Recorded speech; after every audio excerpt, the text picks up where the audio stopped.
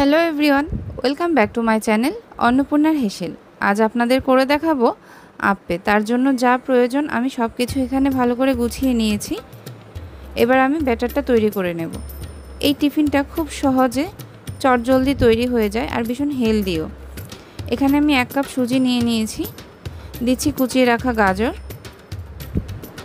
দিয়ে দিচ্ছি কুচনো ক্যাপসিকাম, এখানে আপনারা চাইলে সুইট কর্নও ব্যবহার করতে পারেন, আর দিয়ে দিচ্ছি কুচনো পেঁয়াজ। যদি কেউ পেঁয়াজ না খান সেটা স্কিপ করতে পারেন। আর এখানে 1 চা চামচ দিয়েছি কুচনো আদা, 1/2 চা চামচ গোটা জিরে আর কিছুটা ধনেপাতা কুচি। এই গোটা জিরে আদার পরিবর্তে আপনারা একটা তড়কা বানিয়ে দিতে পারেন। 1 চা চামচ তেল গরম করে তাতে কারি পাতা কুচিয়ে আর সর্ষে ফোড়ন দিয়ে এই ব্যাটারটাতে মিক্স করতে পারেন। এখানে আমি 1.25 কাপ দই দিয়ে দিয়েছি আর কিছুটা জল দিয়ে স্বাদ মতো নুন দিয়ে ব্যাটারটাকে মিক্স করে নিচ্ছি। ব্যাটারটা মিক্স হয়ে গেছে, এরকম ঘনত্বেই এখন থাকবে, কারণ এতে সুজিটা বেশ ভালো ফুলে উঠবে। এবার ঢাকনা দিয়ে ঢেকে আমি 15 মিনিটের জন্য রেখে দেব। 15 মিনিট হয়ে গেছে। এবার আমি এর মধ্যে দিয়ে দেব 1/4 টিস্পুন খাবার সোডা। সোডাটা দিয়ে আরও 3-4 চামচ জল দিয়ে আমি ব্যাটারটাকে ভালো করে একটু ফেটিয়ে নেব।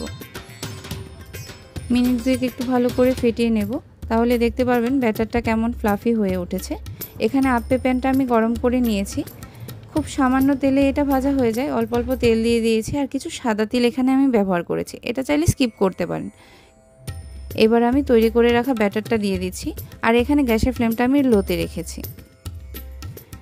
ব্যাটারটা খুব বেশি ভরে দেব না, কারণ এটা একটু ফুলে উঠবে। এবার ঢাকনা দিয়ে ঢেকে 1.5-2 মিনিট মতো রেখে একটা একটা করে আবার উল্টে দেব।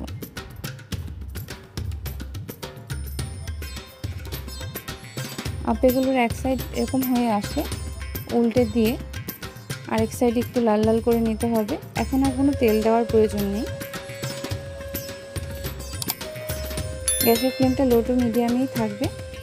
আপ্পেগুলো ভাজা হয়ে গেছে, এবার তুলে গরম গরম বাদামের চাটনির সাথে পরিবেশন করব।